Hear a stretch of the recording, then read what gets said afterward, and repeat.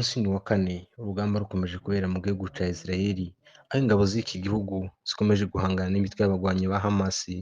Uyu akaba ari umutwe ugendera ku mahame y'idini ya Isilamu ndetse ukaba uvuga ko uharanira uburenganzira bw'Abarabu batuye mu gihugu cya Palestine. Uru rugamba rukaba rukomeje aho rwareye ku munsi wo kuwa gatandatu mu masaha ya mu gitondo mu masaha yo muri Israel, aho abarwanyi bateka igihugu baturutse mu ntara ya Gaza ahasanzwe ubundi hari ibindiro by'aba barwanyi. Ese mu by'ukuri niki ibi bihugu byombi biri gupfa?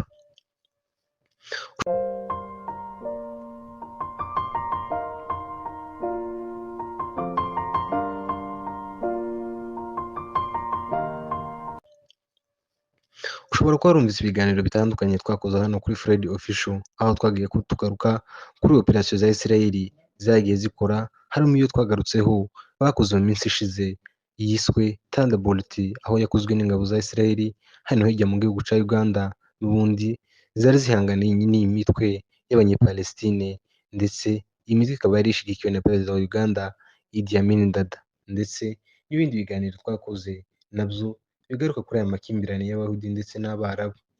Aha rero urahita wumva ko izi ntambara za Palestine ndetse na Israel zigize igihe kirekire. Reka rero tugaruke ku mateka y'Abayahudi ndetse n'Abarabu ndetse n'inkomoko y'intambara bahoramo buri gihe. Kugira ngo tubashe kumva neza biradusaba gusubira inyuma byibuze mu myaka ibihumbi bine ishize. Ahubwo niba ufite Bibiliya hafi, yigize hafi kugira ngo nayo ize kugufasha gusobanukirwa neza bino bintu tugiye kuvuga. Reka turebe mu gitabo cy'Itangiriro ibice 12 ku murongo wa mbere, twumva icyo biri bivugaho. Uwiteka ategeka Aburahamu ati, va mu gihugu cyawe usige umuryango wanyu n'inzu ya so, uje mu gihugu nzakwereka, nzaguhindura ubwoko bukomeye, nzaguha umugisha, nzogeza izina ryawe. Reka duhere ku mateka ya Aburahamu, aho n'ubundi ayo moko yombi aturuka, haba Abarabu ndetse n'Abanyayisiraheli.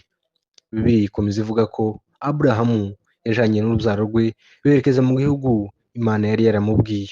Nyuma yo kugera muri ico gihugu, urubyaro rwe rwarororotse kugeza ubwo bageze ku mwami Sawuli ndetse n'abandi bami bagiye bayobora iki gihugu cya Isiraheli cyangwa se ubwoko bwa Aburahamu.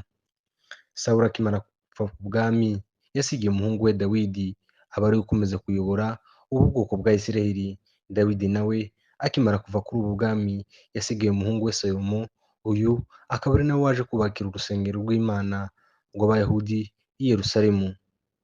Ndetse birivuga ko Dawidi nawe yagerageje kubaka urusengero, ariko Imana ikamubuza ikamubwira ko umuhungu we ari uzubaka runo rusengero. Ibi ngo byatewe n'uko Dawidi yari kuri ibyaha byinshi, bigatuma Imana itamwishimira ngo yubakire urusengero.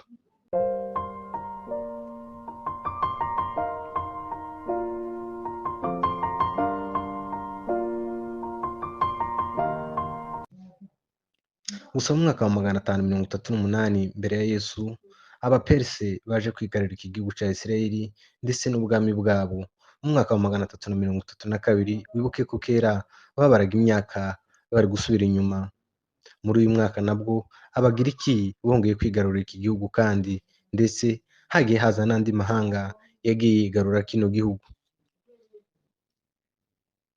Ibi ngibi twabyita nka colonization, kubera ko nabo iyo bafataga igihugu, iki ngiki cyabaga ari nk'intara yabo iri mu kindi gihugu.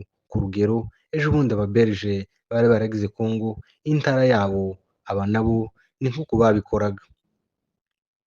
Nyuma yabwo mu mwaka w'1516 iki gihugu kandi cyaje kwigarurirwa n'Abaotomani.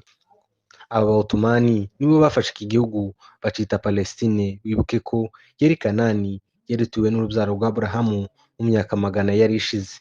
Kuva icyo gihe icyo gihugu bacita Palestine.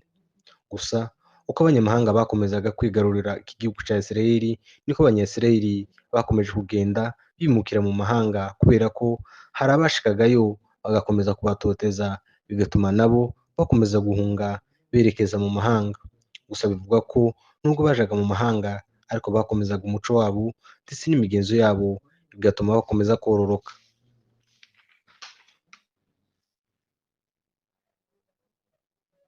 Aha rero murumva ukuntu abanya-Isirayeli bongeye kuva ku butaka bwabo cyangwa se igihugu cy'amasezerano yabo bakongera kwisanga mu mahanga batatanye.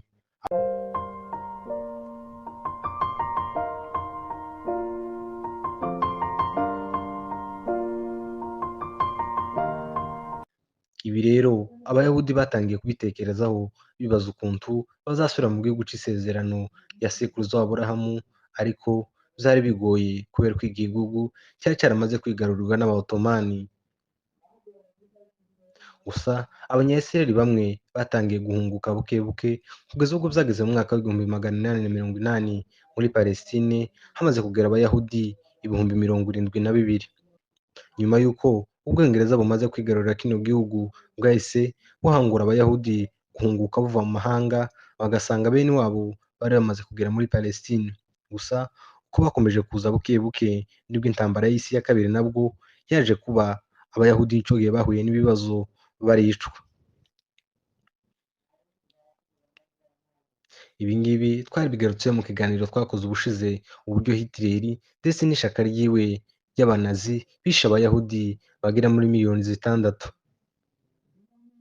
Nyuma y'intambara y'isi ya kabiri, isi yose ikimara kubona ibyari bimaze kuba ku bayahudi, nibwo batangiye kwibaza icyo bakora kugira ngo babashe guhuriza hamwe abayahudi bari bararokotse iyi jenoside cyangwa se iyi holocaust kuko bayita.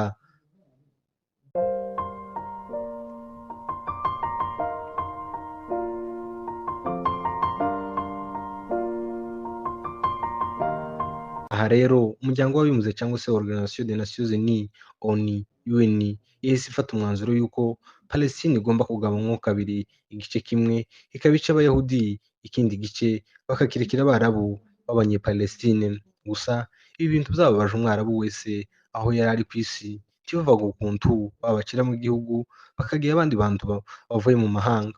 Gusa ibi bintu byababaje umwarabu wese ku isi aho yari ari, ntibumvaga ukuntu babashyira mu gihugu kabiri. Gusa wibuke ko aha muri Palestine hahoze hitwa Kanani, akaba ari igihugu Imana yari yarasezeranyije Aburahamu, ariko abaotomani bagakandamiza abangaba bigatuma bakwira imishwaro. Gusa wibuke ko aha muri Palestine hahoze hitwa Kanani, akaba ari igihugu Imana yari yarasezeranyije Aburahamu, ariko aba baotomani bakandamiza bigatuma bakwira imishwaro. Aha rero bahise batangira amakimbirane kuri izi mpande zombi, bamwe bavuga ko ari ubutaka bwabo, abandi nabo bakavuga ko ari igihugu cyabo. Aya makimbirane niyo yakomeje kuba kenshi, ndetse n'intambara zagiye ziba hagati kuva Isirayeli yakwitwa Isirayeli mu mwaka w'igihumbi kimwe magana cyenda mirongo ine n'umunani. Abarabu basaba ko basubizwa ubutaka bwabo, gusa ibi ngibi bisa nk'aho ari inzozi. Ese wowe wumvise ino nkuru n'aya mateka, urumva ari bande bafite ukuri? Isi y'intambara mu by'ukuri iragana hehe? Izarangizwa nande? Izarangizwa n'iki? Wakoze kubana natwe. Yari Ndakize Fred nk'ibisanzwe kuri Fred Official.